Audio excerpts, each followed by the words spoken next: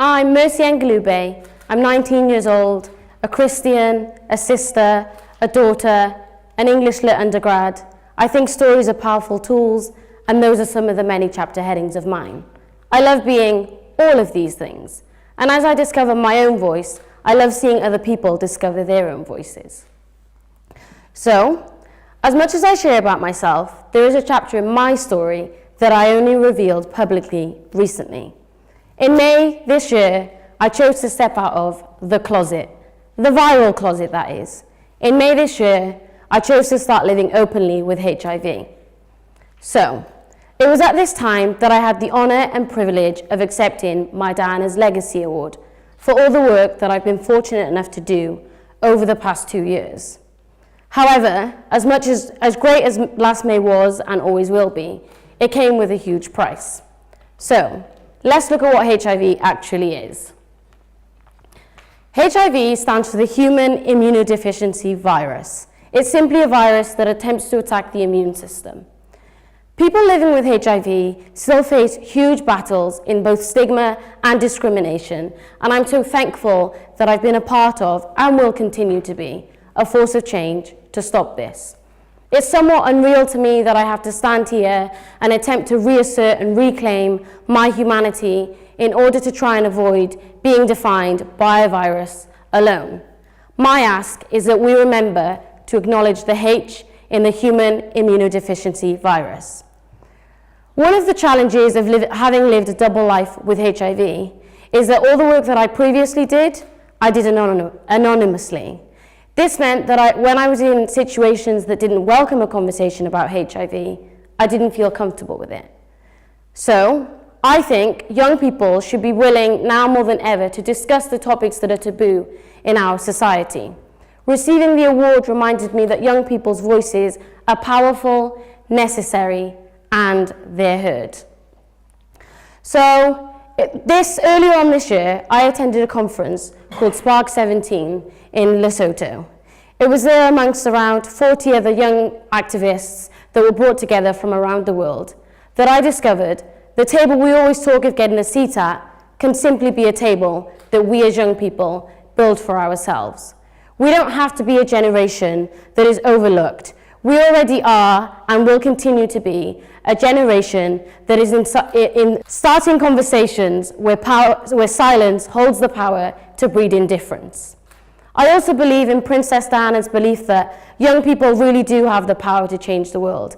And I think we should all be active in looking at the people around us and asking ourselves, do we have people around us that are consistently looking for how to change the injustices that we live in?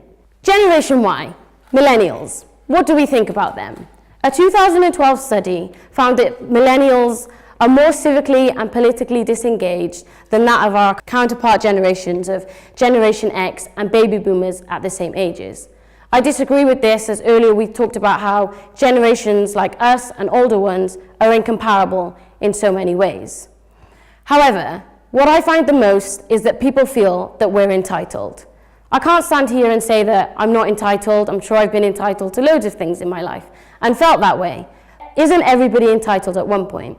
One thing I do believe I'm entitled to is the right to the power to change the world. So, I'm asking you again, do you have people around you who will stand in the face of injustice and say that enough is enough? So, obviously I'm an activist and an advocate. I believe that I can sum up activism in 3 different ways. Firstly, I think it means to be passionate. I always remind myself that if I'm not passionate about something, I shouldn't be doing it. Harold Wilson, a former British Prime Minister, once said that he who rejects change is the architect of decay. Are you the person that is accepting decay in your community, or are you the person that is bringing about change wholeheartedly? We must not be the generation that sees the needs of others and says, that's a job for someone else to do. I'm okay where I'm standing, so someone else can do that. Secondly, I believe change is to be committed. In order to be able to build a culture with sustainable and proactive change, you have to have been consistent in your journey to that change. Rome wasn't built in a day, and Martin Luther King's legacy is still fighting for racial equality in America. The suffragettes did not see change after just one protest. Change is about getting those around you to stand with you and those at the top to listen to you. Lastly, I think change is about being authentic. I know that when I go into a project or a campaign with authenticity and integrity at the heart of it, I'm able to bond with someone over the human experiences that we've all shared, such as loss, joy, any other things that you can think of. By doing this, I'm able to build connections and bridges and spark global change by saying, hey, I might be in a different country, but I went through that experience. I know how you feel, and I know that we can change that. So, next I'm going to talk about 3 of my fellow award holders. These 3 people are all incredibly normal people who simply saw something in the world that they wanted to change, something that they weren't happy about, something that they felt the world was lacking in, and they decided they were going to do something about it. I'll start with Faith Dickinson. At just 9 years old, Faith began the charity Cuddles for Cancer after her auntie was diagnosed with breast cancer. Faith's auntie told her of how, during treatment, she often got cold. So Faith just designed a blanket to bring her comfort, warmth, and love. Today, Faith has made over 3,500 blankets for people living with an illness or a disability across the world. She's literally sent them to so many different countries. I'm not even going to list them, but she is absolutely incredible. She's also raised over $30,000 to ensure that these blankets remain free to those who need them the most.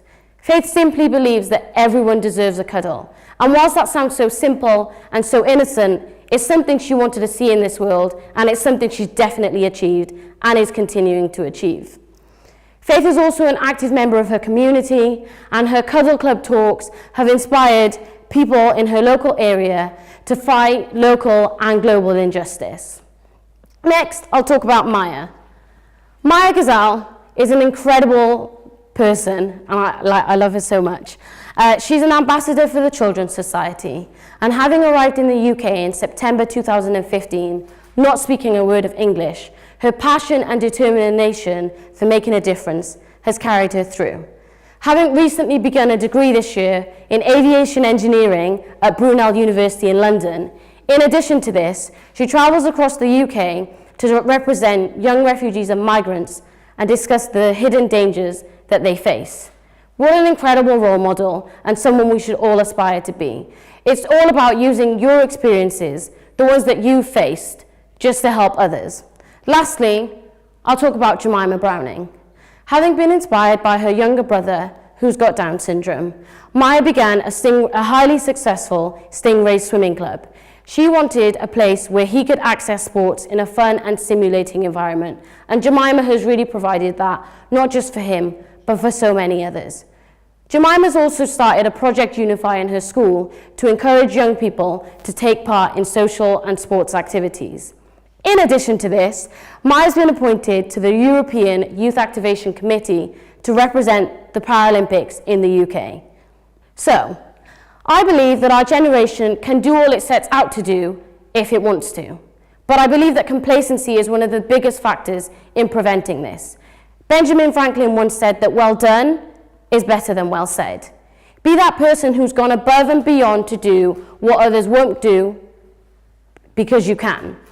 It's not because you have to do it, or you should do it, or it'll look good on your CV, or you'll gain some brownie points because I'm such a humanitarian. No, make the change you want to see in this world because you want to see it done. Secondly, I think that our generation should do all it can to enjoy the benefits of a diverse world. Visit the world around you. See how the issues you feel so passionately about are worked out in different countries. What are the challenges that they face? How have they created change? How can you recreate change? How can you build with them on what they've done? How can you collaborate? I know that when I've walked into a different room entirely across the world and said, hey, growing up with HIV, this is what I dealt with. And when someone says, hey, me too, we can work together to build collaborative change. I also don't think we should be held back by our own doubts. Don't discredit yourself on the basis of not being who you think you need to be for a role. Put yourself forward and apply for it. I didn't think I'd ever be doing a TED Talk, but here I am. So, Lastly, I think it's really important to discover who you are. By discovering who you are, what you value, what you're most passionate about, you're able to create change that you really, truly believe in. And by creating change that you believe in, other people will believe in that too. Also, I think it's really important to remember that the five people you have around you are the ones who influence you the most. Who are you letting in on your circle? Who's giving you advice? Who's encouraging you? Personally, I became the chair of the Children's HIV Association's Youth Committee in the middle of my A-levels and very early on in my activism. To suddenly be the voice of 1,500 young people, locally and globally, was a really scary thing. However, I can't thank those around me enough for pushing me to do what I could do, I just didn't know it, and what I needed to do. So, thank you for listening to me today. I hope I've been able to get you to think about the changes that you can make in this world. Remember that sometimes it's just okay to be an ally. A soldier is not on the front line 100% of the time. Being a young person is about taking in everything that you can and putting out as much as you can into the world to make it better, but that doesn't mean that you should risk your own sanity for it. So, I'll leave you with one parting question. What could you achieve tomorrow if you did something today?